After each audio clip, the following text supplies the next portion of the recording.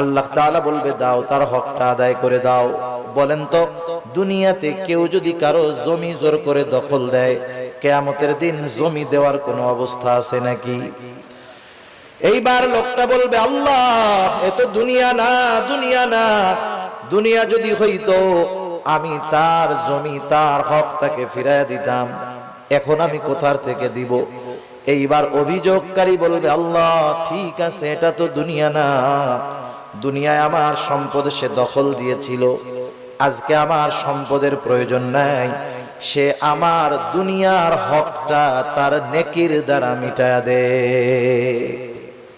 এবার ওই পাহাড় পরিমাণ নেকের মালিক একটা মাত্র অপরাধ করতো, বান্দার হক নষ্ট করছে।